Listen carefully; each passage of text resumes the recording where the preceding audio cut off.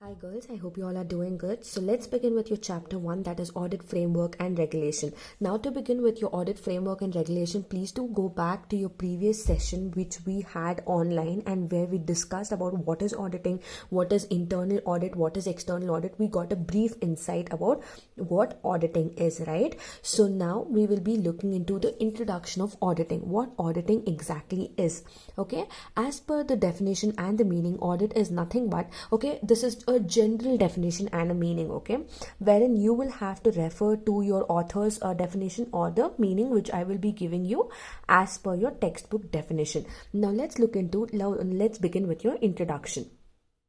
So to begin with your introduction, auditing is an intelligent and critical scrutiny of books of accounts. Okay, books of accounts of a business with the documents and vouchers from which they have been written up for the purpose of ascertaining whether the working results of a particular period as shown by profit and loss account and also the financial position as reflected. Now when we read this, we had a clear picture in our mind what exactly is auditing, right?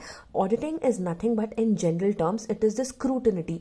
What is scrutiny? To simplify the word scrutiny means examination. Okay, so basically auditing is the examination of books and accounts of a particular business. Now a business can be of any type depending on what kind of business and what kind of industry a particular person is working in.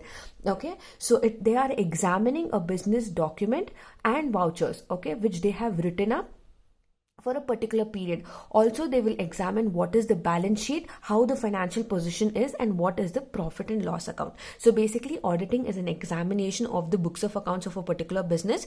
For example, it could be a balance sheet and profit and loss, for example. Okay, for not basically for example, it is basically you are examining their books of accounts. Now let's move on to your next slide. Okay, now what is external audit engagement? Okay, now talking about external audit engagement, what is external? External means something which is coming from outside, right? So an audit engagement very loosely refers to an audit that an auditor performs. Audit engagement is nothing but it is whatever audit the auditor is performing. He's engaging himself in that particular thing. Now to conduct auditing, there will be certain accounting tools. Okay, more specifically, it refers to only the initial stage of an auditing during which the auditor notifies the client he has accepted the audit work and clarifies his understanding of audit's purpose and scope. Okay, even more specifically, the term audit engagement can refer to the engagement letter in auditing, that is written letter. Okay, that is written letter by which, okay, basically now when you look into what is external audit engagement, now external audit engagement is one of the tools of auditing. Okay, now in this particular thing, what is happening is there is an engagement between the auditor as well as the engagement between the company. For example, you are the auditor and I am the person who is running a company and I want to conduct an auditing. So basically auditing will only start when I tell a particular auditor that I want to conduct an auditing, and only if the auditor is accepting the offer letter, only if the auditor is telling okay fine, I will conduct auditing for you, only then, that is the first stage. Okay, only then the actual audit process starts, wherein it is a written letter that I am proposing to the auditor saying I want you to conduct an audit, and also the auditor is accepting the offer letter to conduct a particular audit. So this is your external audit engagement. Now let's look into what are your objectives of external audit engagement. Very carefully look into what you need to mention clearly in your external audit engagement. Firstly, clearly define the extent of auditor's responsibility. I have to tell the auditor what he should do and what is his responsibility while he is conducting a particular audit. Next, minimize the possibility of misunderstanding. Suppose now me and auditor are there. If I am bringing some other person in between, then there could be a lot of misunderstanding. There could be a lot of miscommunication. I might require the auditor to conduct various examination of other books of accounts also. But if if some other person is not communicating effectively, then there'll be a lot of misunderstanding, right? So I have to try to minimize this, wherein I should have direct communication between the auditor as well as the company directly. Okay, so I have to minimize the possibility of misunderstanding. Next, confirmation of auditor's acceptance. Now see, I will go to an auditor, I will tell the auditor I want to conduct auditing, but the auditor should also accept, right? I cannot force anyone to come and conduct auditing. The auditor should also confirm that he will conduct auditing in my particular company. So I need to confirm the auditor's acceptance. Next, client aware of the statutory responsibility of the management. What is statutory? Statutory means compulsory, something which a particular auditor has to follow or the company has to follow as per the rules and regulations set by the government, right? So client aware of the statutory responsibilities of the management. So the client, who is the client? I am the client, right? I am the client. So I have to be aware of what the rules and regulations are in order to carry out the auditing. Next, client aware of statutory requirements of the company audience. Okay, I have to also know what are the company rules and regulations. I need to know what is the management rules and regulations, as well as I need to know what is the company rules and regulations. Okay, next, briefed the discovery of fraud is not the aim of audit. Okay, very important. Now see, we discussed there will be two types of auditor, that is internal auditor and external auditor. Now why is there a fraud? Because usually people opt for external only. Okay, why? Because there will be people from outside and they will just come, take a certain amount of money, conduct auditing and go. But in case if you have an internal auditor and if he has a if he is involved with someone in the top management and they do not have a good motive towards the organization, if they do not have a good intention towards the company, do not have the good intention to carry out auditing in a very good basis, okay, and if they have conducted any kind of wrong activities, then they will have then they will conduct auditing in such a way wherein they will have certain amount of fraud which is involved. So you have to make sure that fraud has to be eliminated out of the audit. Auditing is something that is pure, okay, something that is to be done on a truthful basis. Okay, next, scope of additional work is determined. Scope of additional work is basically you need to know that in apart from auditing there is extra work also that needs to be done, and this also has to be communicated effectively to the auditor as well as the company. Now from auditor point of view, auditor will come and ask the company to give them information. Now the company cannot tell, okay, I'm busy now, you come back later. No, that thing happening. If auditor is asking you for certain information, you have to give the information to the auditor, because it is the auditor's right to get information from a particular company in order to carry out auditing. Okay, next, last objective, audit test would be based on the results of internal control. Okay, or everything, how the internal control is, what is the procedure which is followed. Okay, everything, the audit, the entire audit result will be based on how the internal control is, how they have maintained the books of accounts, how they have maintained their profit and loss, what is the company's financial position, etc. So I hope by now you're clear about the objectives. Okay, now these are the objectives that you need to follow in an external audit engagement. Next, you have assurance engagement. What does the term assurance mean? Assurance basically means, now always know when you have a term which is being defined to you. Suppose if I'm telling you a term like assurance engagement, now first of all think, what is assurance? Next, what is engagement? Now try to connect the meaning. Okay, now what is assurance? Assurance basically means guarantee, right? Assurance means guarantee. So assurance engagement means an engagement in which practitioner, who is a practitioner and auditor is the practitioner. Please do not get confused. Okay, auditor is also known as a practitioner. Okay, now assurance engagement means an engagement in which the practitioner expresses a conclusion designed to enhance the degree of confidence. Okay, enhance the degree of confidence to the intended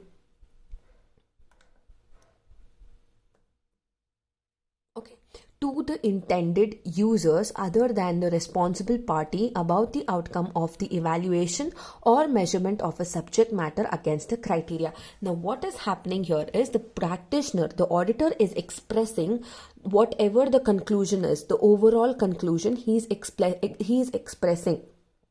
What was the audit? How was the audit carried out? Okay, what are you deriving out of the particular audit? Whether the audit was successful or not. He is communicating this with confidence, okay, with confidence to the responsible party to whom he has to communicate, as well as he is also telling what is the outcome of the evaluation, what is the basic outcome that he derived out of the evaluation, and how is he measure, and also he needs to tell what is the quality, okay, quality of information which was given to him, and what is the kind of quality he has been derived out of that particular auditing against a subject matter or against the criteria which is given to him. So this is your assurance engagement. So wherein the practitioner is expressing what is the conclusion and with what degree of confidence he's giving out the conclusion to the intended users other than the responsible party. Okay, he needs to give the information to the responsible party, as well as he needs to communicate it to the others also who is involved in auditing. Okay, next, let's look into what are the types of assurance engagements. Now, what are the types of assurance engagement? We got to know what is assurance, and now let's look into what is assurance engagement. Okay, now IAASB, the International Framework for Assurance Engagement. Now, please note, it is very important for you all to know the full forms of everything, okay? Because this could come as your 2 markers, or it's just helpful for you in order to derive elongate your answer and write, which will have a greater weightage. So the International Framework for Assurance Engagement permits 2 types of assurance engagement. First one is reasonable and second one is limited. First one is reasonable. What is reasonable? Reasonable only is stating that it should be something which is appropriate. Okay. Second one is limited. Now, what is limited? Limited itself is telling you, the word itself is telling you something that you need to make sure that it has certain boundaries. You need to maintain certain boundaries. So we got to know what is reasonable, we got to know limited. Now let's look into the actual thing what they are telling as per what is reasonable assurance engagement. Now, in a reasonable assurance engagement, the practitioner has to do 3 things. That is, first one, he needs to gather sufficient appropriate evidence to be able to draw reasonable conclusions. Now, what is sufficient appropriate evidence? He needs to collect effective information. He needs to collect appropriate information from the company. That is, he needs to have a proper information about the company's balance sheet, about the profit and loss, whatever vouchers, whatever receipts are there. He needs to get all of the correct and effective as well as valid documents from the company. Only then he will be able to do a good auditing, and only then he will be able to give a very good and reasonable conclusion. Okay. Second, what is his second responsibility? Second one is he needs to conclude the subject matter conforms in all material aspects which is identified by suitable criteria. Okay, as per the rules and regulations. He needs to carry out auditing as per the rules and regulations. He needs to make a written document. Okay, he needs to write down the entire written document of audit and he needs to draw a reasonable conclusion. Okay, and he needs to make sure that the auditing is done in respect with all the materials that is given to him, as well as following all the rules and regulations with identified suitable criteria. Third one is gives a positively worded assurance opinion. Okay, he needs to give a positive opinion. Okay, positive. Now, not necessary that auditing whatever you're doing has to be positive or negative. Okay, this is completely depending on the information, or completely depending on what kind of company it is, what kind of information the company is providing, and etc. Okay, now, but the way the auditor is communicating everything, it needs to be a positively worded assurance opinion. The opinion should be positive. Okay, whether it could be about bringing changes in the company, about providing more information, or it could be anything as such. Okay, it depends on the particular auditor and what kind of auditing is being done in the particular company. So this was about your reasonable assurance engagement. These are the 3 points that that the auditor or the practitioner, auditor is only known as the practitioner, they need to keep in mind in order to carry out your assurance engagement. Next, you have limited assurance engagement. We read, right? There are two types of assurance engagement. So we discussed what is reasonable assurance engagement. Now let's look into what is limited assurance engagement.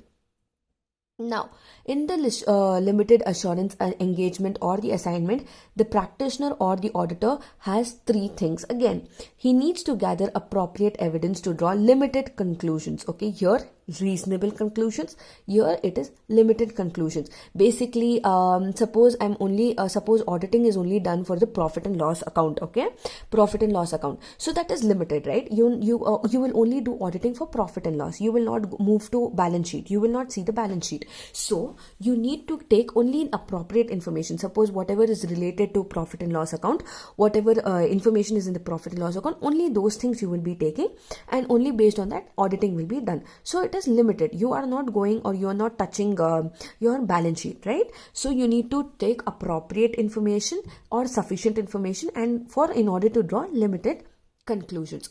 Next, concludes that subject matter with respect to identified suitable criteria is plausible in certain circumstances. Okay, whatever information is given, he needs to draw a suitable conclusion out of the information or the subject matter which is given to him. Now, gives a negatively worded assurance opinion. Why is it negatively worded assurance opinion? Because auditing is limited here.